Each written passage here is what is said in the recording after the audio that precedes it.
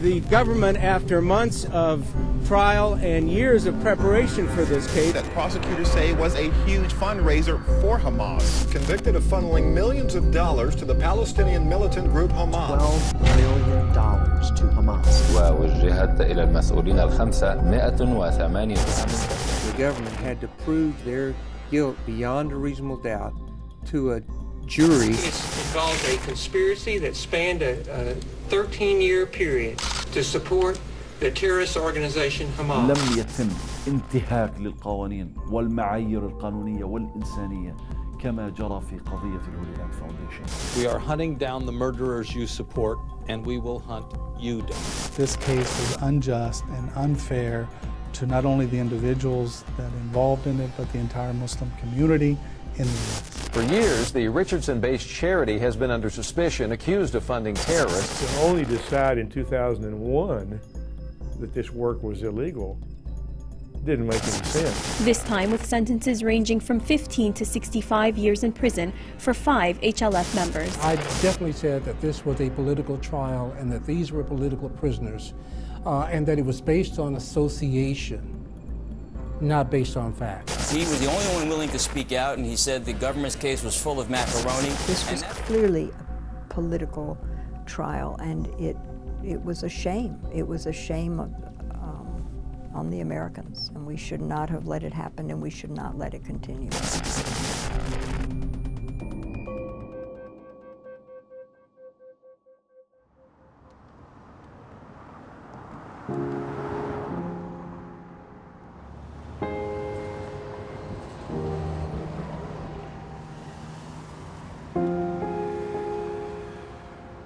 زوجي كان يشتغل مدير مكتب رابط الشباب المسلم العربي في إنديانا، فهناك أنا إجتنا سنابل بنتي، فلما انولدت كانت عندها ثلاسيميا، مرض ثلاسيميا، ومرض ثاني اسمه cystic fibrosis. And cystic fibrosis is a lung disease, and his daughter needed surgery just to live. And Shukri was able to find a charity who funded his daughter's surgery. But Shukri said that changed his life.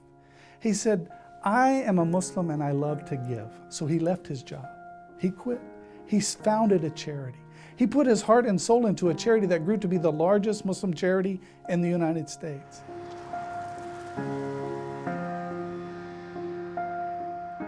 المؤسسة تأسست بعام 1989 من كاليفورنيا، والمؤسسين الرئيسيين كانوا 3 أعضاء، هم الأخ شكري أبو بكر والأخ غسان العشي والأخ محمد إبراهيم المزين. في عام 1991 قررنا كعائلات ومؤسسة قرروا الانتقال إلى تكساس.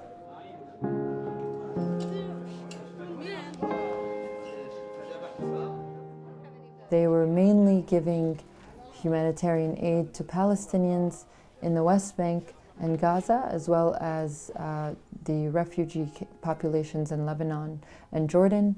And then they also gave to other needy populations across the world.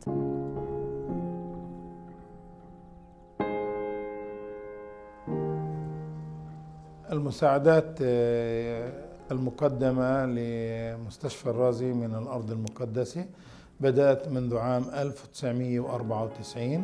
أساساً صرفت على إنشاء بنية تحتية infrastructure طبية لمحافظة لا تملك أي مقومات العمل الطبي.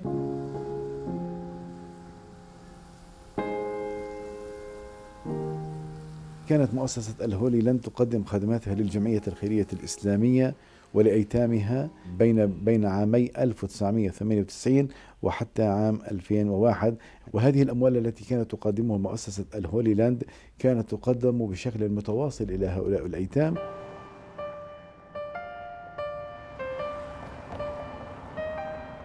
أنا شاهدت تطور المؤسسة من عام 1997 كانت بحدود 1 مليون إلى 2 مليون سنوياً، وكانت بتطور بحيث وصلت في 2001 لحوالي 6 إلى 7 مليون. 10% كانت تصرف للمصاريف التشغيلية للمؤسسة. أكبر برنامج تقريبا بحوالي ما يعادل مليون إلى 2 مليون دولار كانت في برامج الطرود الغذائية اللي توزع في شهر رمضان المبارك.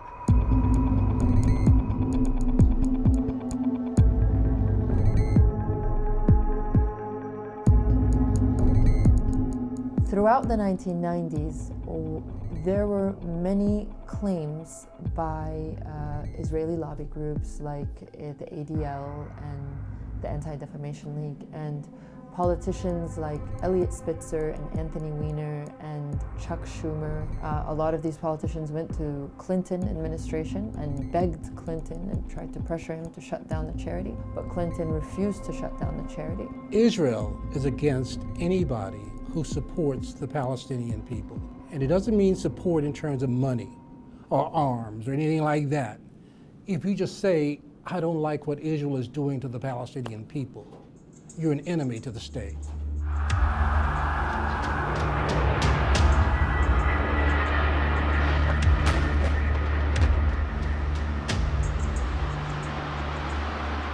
The US government after 9/11 was willing to give up every right it had.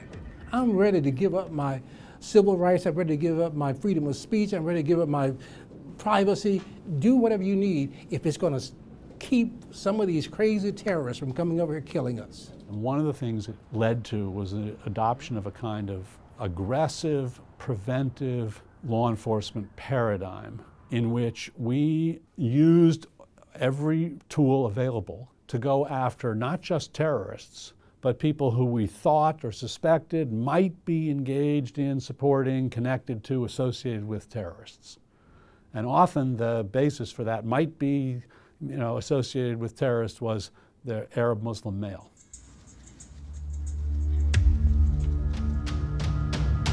The Treasury Department froze the assets and accounts of the Holy Land Foundation in Richardson, Texas, whose money is used to support the Hamas terror organization. قرار الإغلاق تم في 4/12/2001. الذي جرى في ذلك الوقت أن رئيس الوزراء الإسرائيلي الأسبق إيريل شارون كان في الولايات المتحدة، جاء في زيارة سميت للتعزية وللتضامن مع أمريكا فيما أسمي في ذلك الحين الحرب على الإرهاب زمن إدارة الرئيس جورج بوش الابن.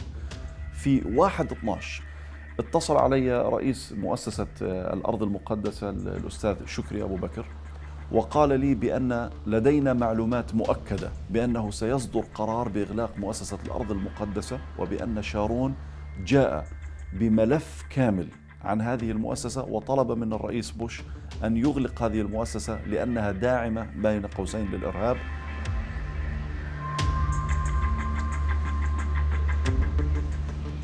في يوم إغلاق المؤسسة كل موظف في المؤسسة أجوا زاروا FBI في بيوتهم، وكانت تدور بعض الأسئلة حول ما إذا كانت مثلا المؤسسة أو أعضاء في المؤسسة بينتفع شخصيا من الأموال اللي يتم تجميعها، أو إنه كانت هاي الأموال مثلا تذهب لمساعدة حركة حماس أو أي جناح عسكري في حماس. وهذا ما تم نفيه من قبلي شخصيا. David Aufhauser, who was general counsel to the Treasury at the time, said, quote, "It was almost comical," end quote. Quote, "We just listed out as many of the usual suspects as we could and said, let's go freeze some of their assets. I have my suspicions that Israel was involved in that, but I don't know that. But I do know, because it's been written about and is public now, that the Treasury Department literally created scapegoats and said, we have these Palestinians, let's just go out and seize their assets." And that's what they did. There was no hearing, there was no due process, there was nothing. They went in and seized everything, down to the plants.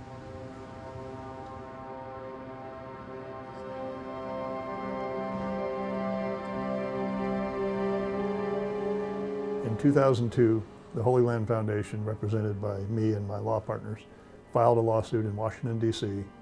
To challenge the designation as a terrorist organization. There was a huge record that the government had created, an administrative record that we had to read, and it was mostly basically garbage. It was newspaper articles, interviews that were translated from Arabic to Hebrew to English, and we discovered when we did our own translations that the translations were completely wrong, that the government was relying on information that was completely false, but it didn't matter.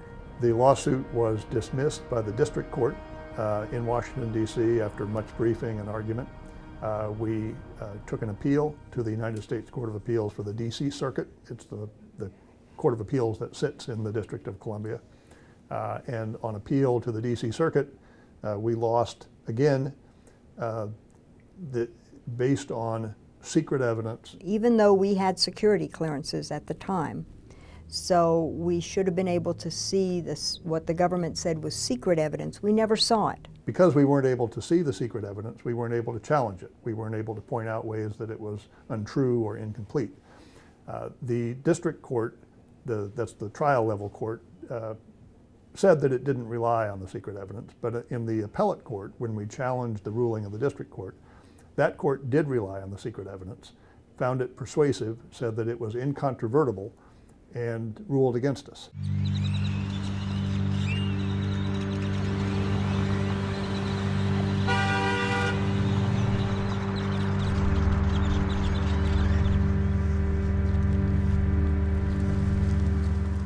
تقريبا لما اجوا ياخذوا شكري كانت تقريبا الساعة 7 الصبح او قبل هيك شيء. كنت انا مصلية الفجر وقاعدة وكأني بنتظر في شيء، يعني ما بعرف، عندي كان شعور غريب. غسان راح المسجد يصلي الفجر ورجع على أساس ينام. لسه يعني تمدد في السرير لحظات، فجأة سمع دق يعني رهيب على الباب مفزع.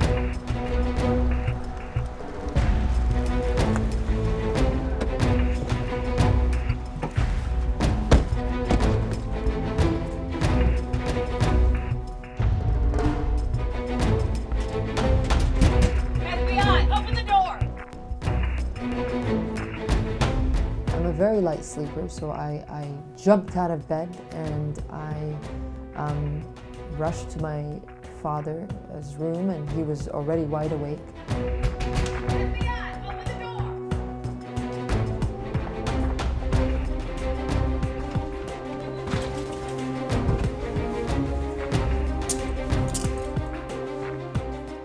ما خلوا امي لا تلبس حجاب ولا تعطي حالها ولا شيء، فتحوا الباب وحتى يعني ضرب الباب على ايدها. قعدوني انا وامي في الصالون ودخلوا البيت يعني كانها بيت. اول ما فتح شكري الباب مسكوا على طول طلعوه برا، فحطوا الهاند كاف بايديه وحكوا له ودخلوا البيت، والمفروض ما يدخلوا البيت.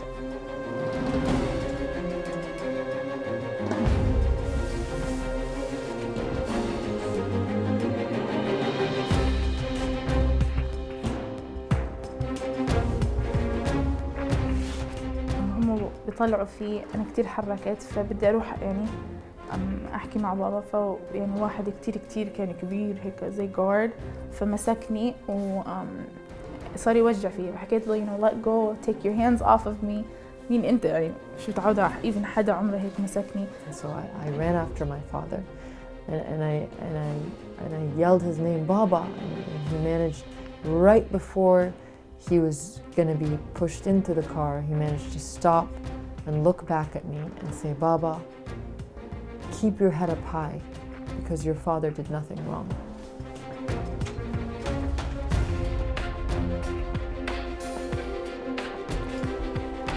أخذوا أبوي وأنا كنت قاعدة، وأنا شفته كان حطوا الكفس على إيديه وهو كان مبتسم وحكى لي ما تخافي بابا إن شاء الله حرجع.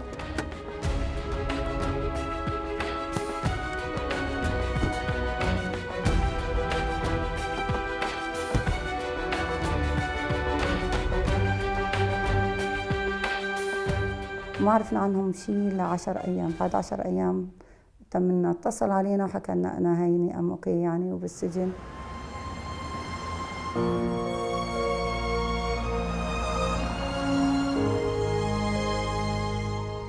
طبعا أفرجوا عنا، طلعوا المحاميين، راحوا المحاميين طلعوهن على أساس أنهم هم أمريكان وما في أي إثباتات عليهم، فمن حقهم يطلعوا ويتحاكموا هم برا. فبس حطوا بإجريهم زي البريسلت هاي لحتى يكون إقامة إجبارية. طردوه من الشغل اللي كان فيه سيتي اوف دالاس على التهم، مع انه ما لا برئوه ولا حكوا عليه قلتي. يعني قبل ما عرفوا اصلا القرار طردوه على السريع، وقعد فتره من دون شغل. استمر يمكن 6 أشهر 7 أشهر لحد ما قدر يعني يلاقي شيء مشي حاله. بعدين فتحوا شركه له في الهندسه. في عمله الخاص تحجم يعني بشكل كبير لانه كان لازم يقضي وقت طويل مع المحاميين. لحسن الحظ انا كنت مدرسه، فكان لدي عمل يعني أقتات أنا وأولادي منه.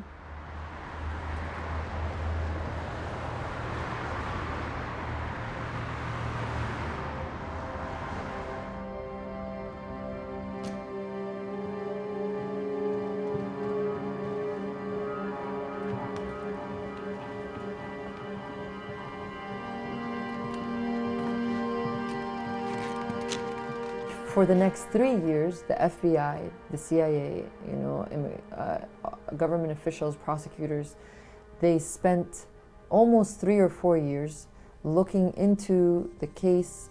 The allegation was that there was essentially material support being provided by the Holy Land Foundation to Hamas, and we had to prove that. And you have to, essentially, it's a form which we call in the United States money laundering. Material support charges were alleged against all of the individuals, Mr. Oda, Mr. El-Mazain, Mr. Abu Bakr, Mr. Abu Qadir, and Mr. Alashi, and also against the organization itself. There were over 40 charges, as I recall, but primarily it was material support to terrorism, and then tax charges. All rise.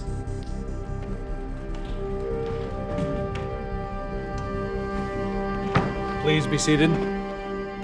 الحكومة جاءت بشخص اسمه ماثيو ليفيت.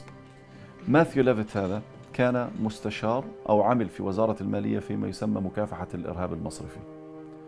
ماثيو ليفيت يهودي صهيوني مرتبط باللوبي الصهيوني في الولايات المتحدة، وهو أحد أقطاب ما يسمى الإسلاموفوبيا والعداء للإسلام ورهاب الإسلام. Can you tell us again, what is the overall purpose for Hamas having a social wing?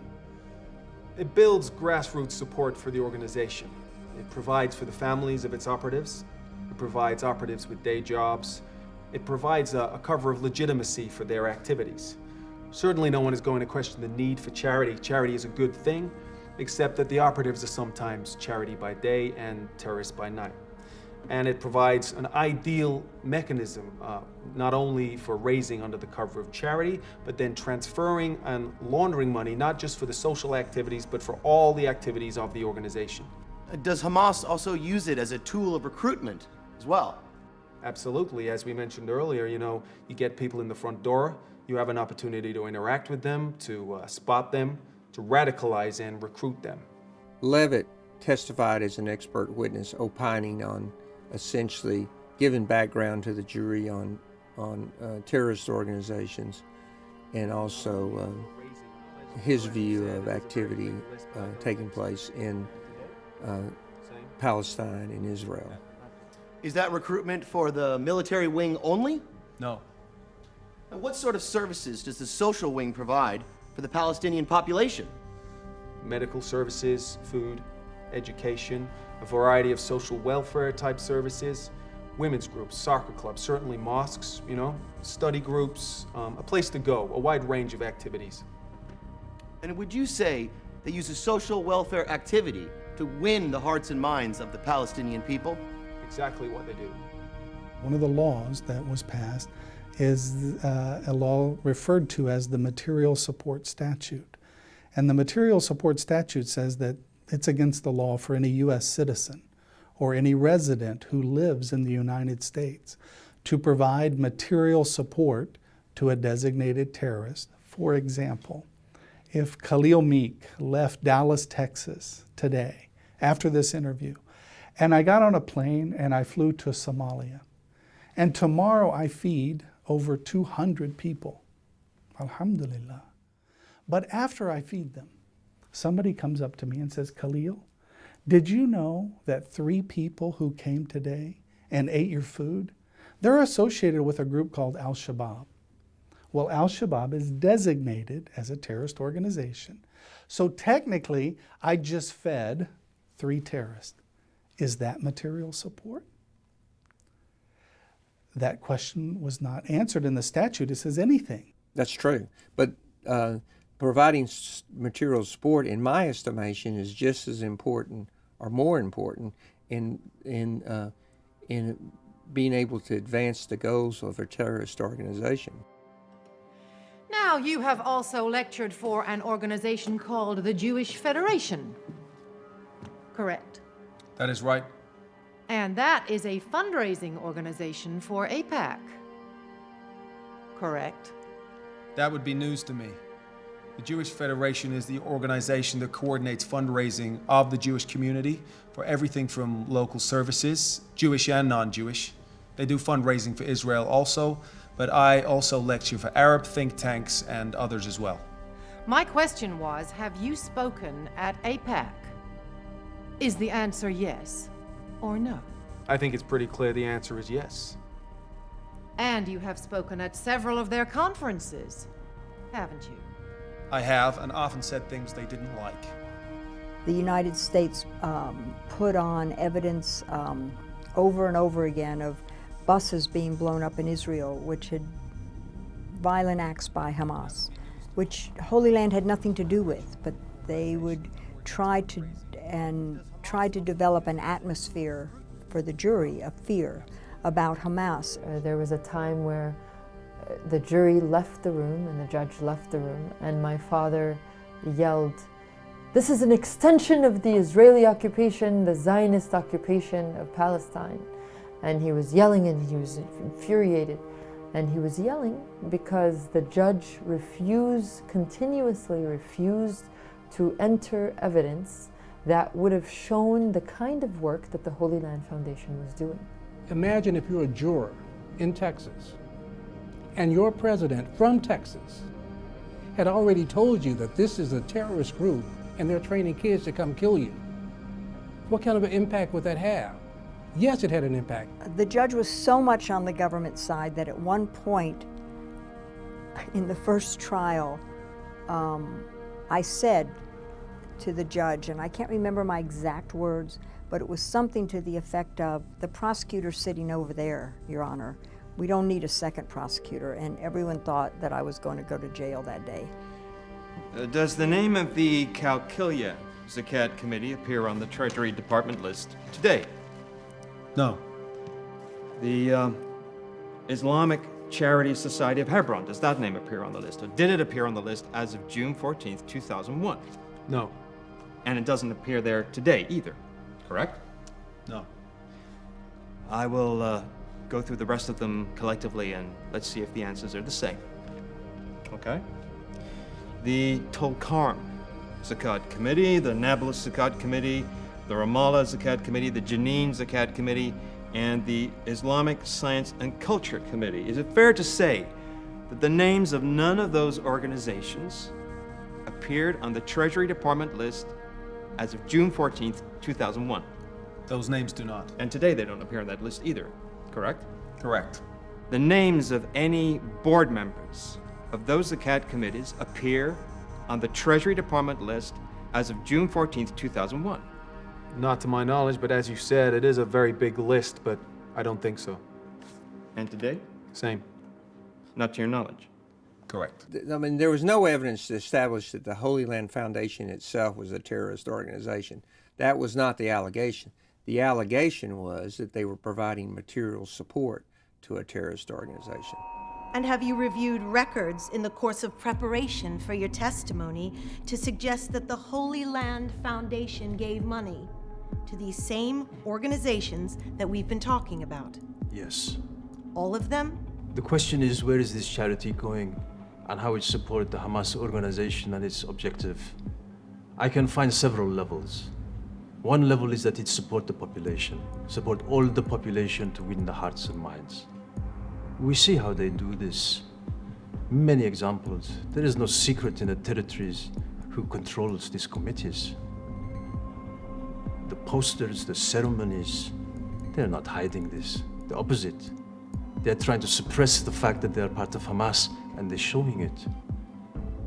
And the person who comes for support of the food knows who supports him, and he's obligated to the organization. This is how they win the hearts and minds, the most simple way, but the most sophisticated way.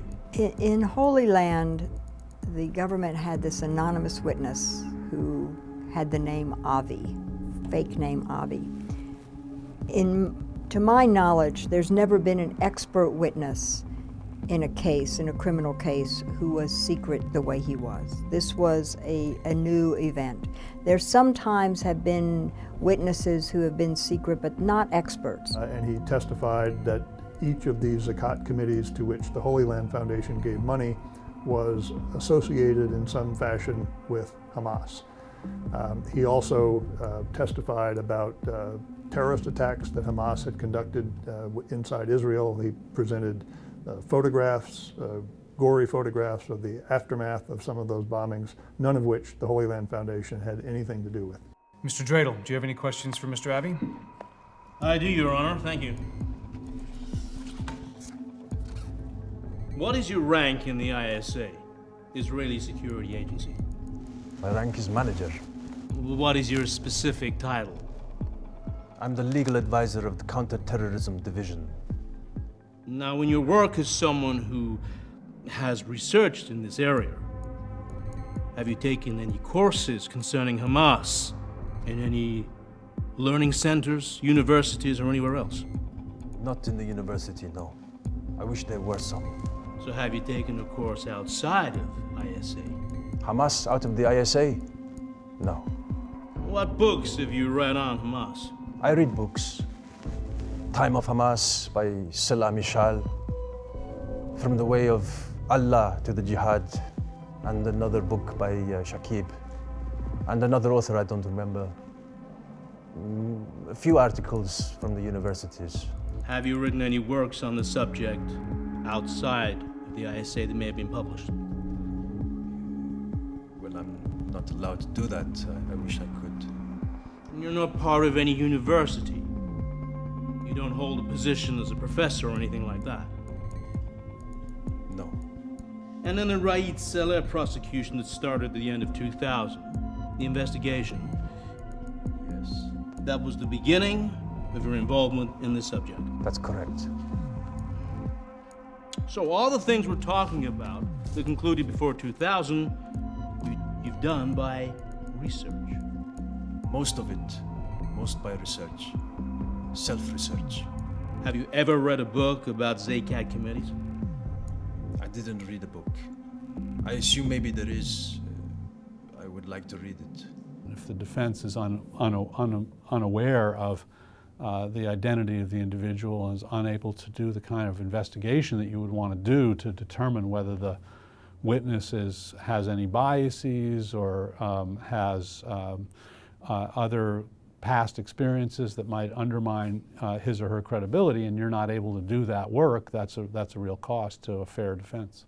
That's a very fair question, and it's a very difficult issue, and we wrestled with that in the trial, but we felt like we could give them everything about this witness that they needed to be able to cross-examine the witness, but for the name. The second anonymous witness as well, who went by the name of Major Lior.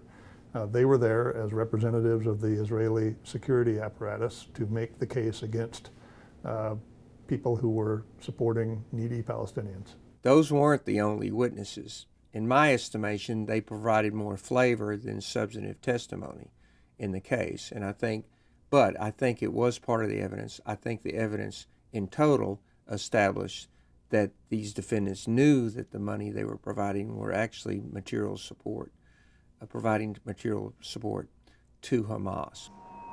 So I couldn't Google you and find out anything about your work or your background, is that correct? I Googled this morning. I found myself. We don't know your name. It said Avi. You helped prepare the government witnesses in that case. Correct. And you reviewed with the prosecutors which exhibits were to be put in and which were not to be put in. Well, not all the exhibits. We had a lot. But as part of them, yes. Concerning to the specific issue that I'm dealing with now. And all of those documents were seized either in Operation Defensive Shield in the spring of 2002 or later. Is that correct? Are you talking about the exhibits? Yes. Yes, if I am correct. And were the U.S. prosecutors given access to these military bases where the materials are? Objection. Withdrawn.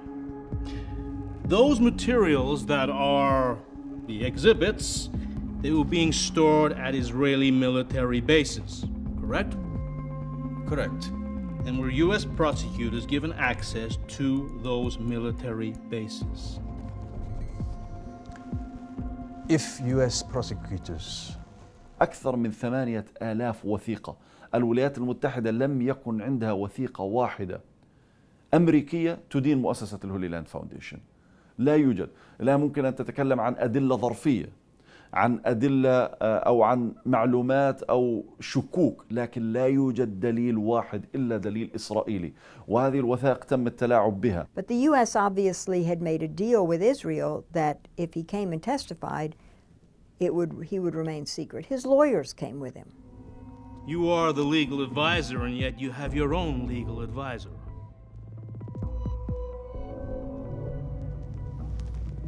To be on the safe side. Are you looking at your lawyer?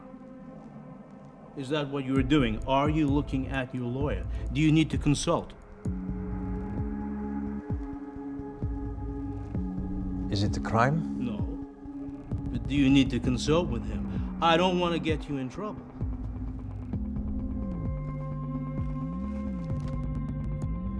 Ladies and gentlemen of the jury, I was asked with respect to Mr. Avi to allow him to consult with his legal advisor if he felt that answering a question on cross-examination might require the disclosure of classified information.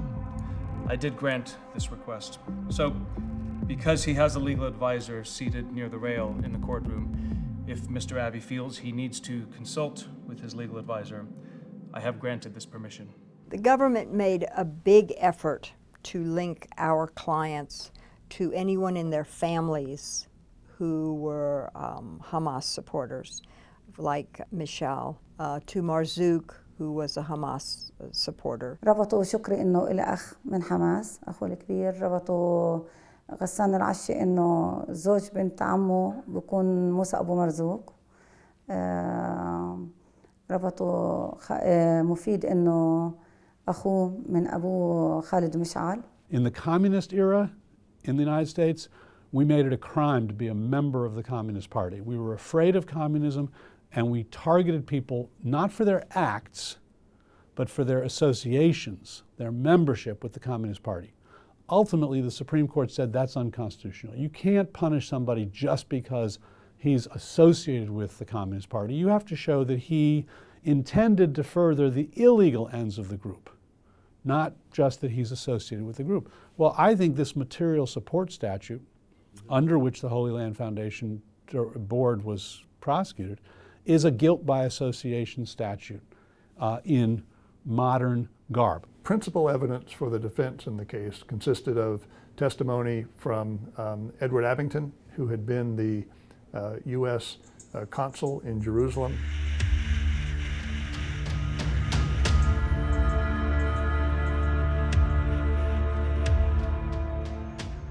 My name is Edward Abington. I'm a former American diplomat. I spent 30 years dealing mainly with the Middle East, specifically Arab-Israeli issues. My last overseas assignment was as the American Consul General in Jerusalem from 1993 to 1997. We never received any warnings or caution about dealing with the Holy Land Foundation. They were considered to be a legitimate American charity, and I was familiar with their work. They had a good reputation for honesty and providing assistance to the people who really needed it.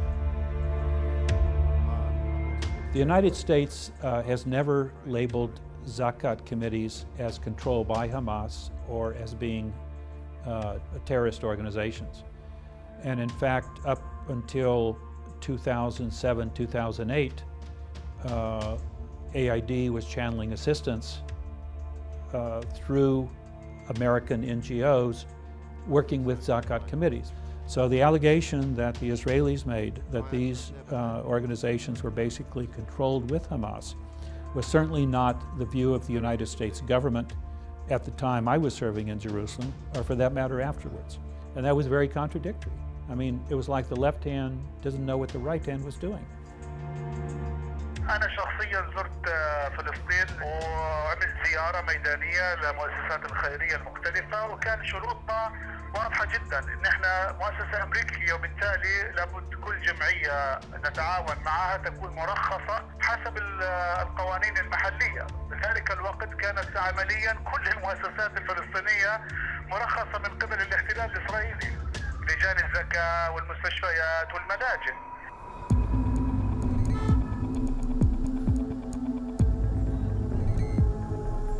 إن أعضاء لجنة الزكاة سواء الحاليين أو السابقين لا ينتمون إلى أي تنظيم سياسي، كما أن الموافقة على جمعية لجان الزكاة في الضفة الغربية في بدايتها كان يفترض فيه الحصول على موافقة من الأردن، وحاليا يجب الموافقة من وزارة الأوقاف التابعة للسلطة الوطنية الفلسطينية، فلا يمكن لأي عضو من الأعضاء أن يكون ناشطا على المستوى السياسي.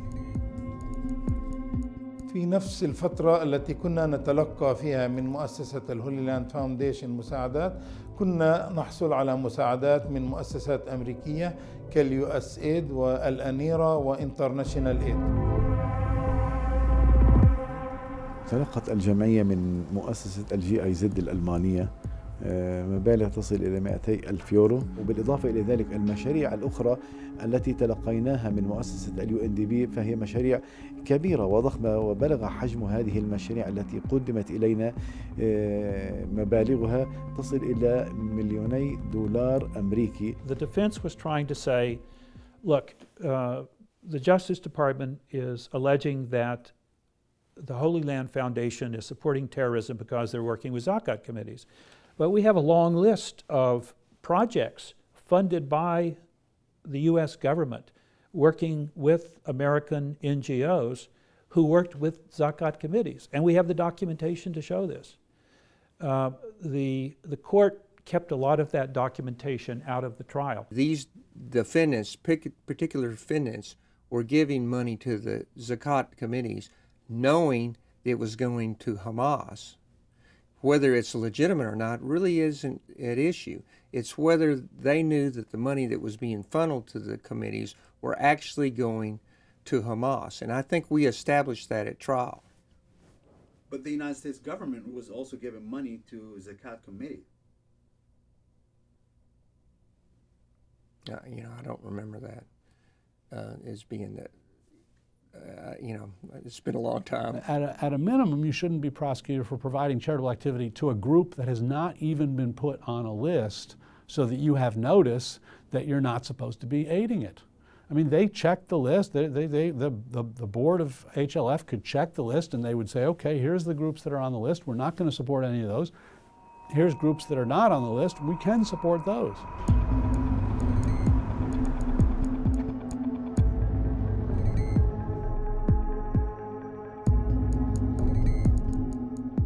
In order to fight these allegations, we had to read all of the discovery from the government that we could read, and that raised a big problem because there were 10 years of wiretaps that were almost all in Arabic, and we couldn't we couldn't understand them. Our clients weren't allowed to read them or listen to them because they were classified. We also presented evidence from John Bryant, who was a former congressman who represented the Holy Land Foundation after he left Congress. Well, in 1997, the Holy Land Foundation hired me as an attorney to help them with the problem.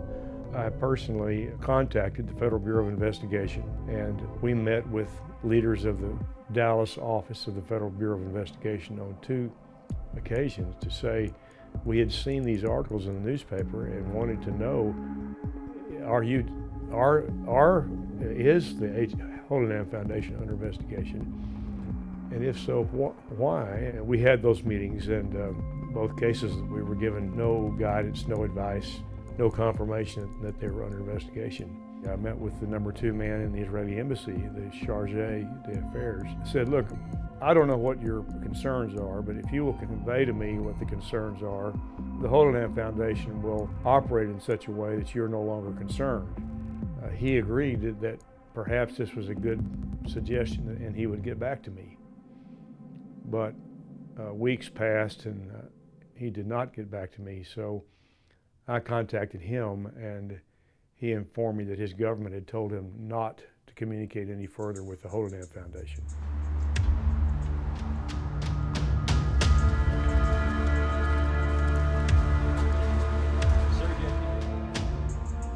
كل يوم كنا نصحى من الصبح ونجهز نفسنا ونجهز بناتي للمدرسة نوديهم على المدرسة وبعدين من هناك نضلنا نازلين على الداون تاون على المحكمة. يعني صار وظيفة هاي روتين كل يوم.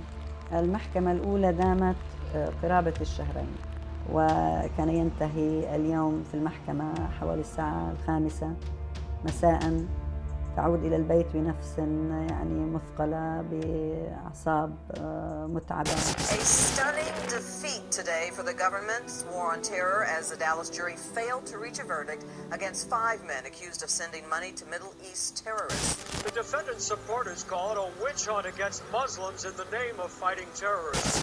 19 days of jury deliberation, the government failed to get one single conviction. The jury had not been able to agree. Some of them voted guilty for some charges and some voted not guilty, but it had to be unanimous. And there was not a single charge where the jury was unanimous. So the case was over. We won.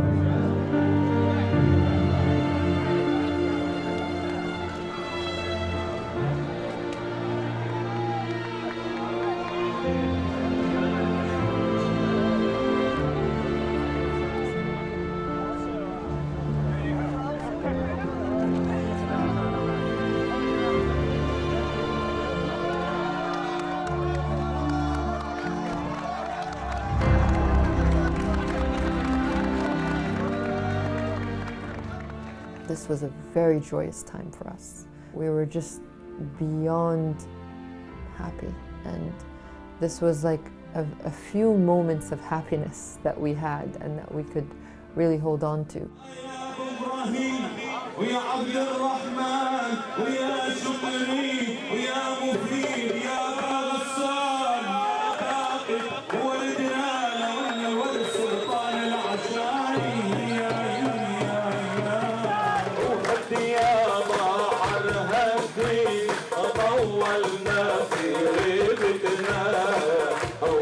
سلامي ودي للأرض اللي ربتنا يابا الأرض ربتنا وهدي يا بحر هدي طولنا في غيبتنا ودي سلامي ودي للأرض اللي ربتنا. But soon after that, the judge asked the prosecutor, will you retry the case? And he says, yes, Your Honor, I believe that we will.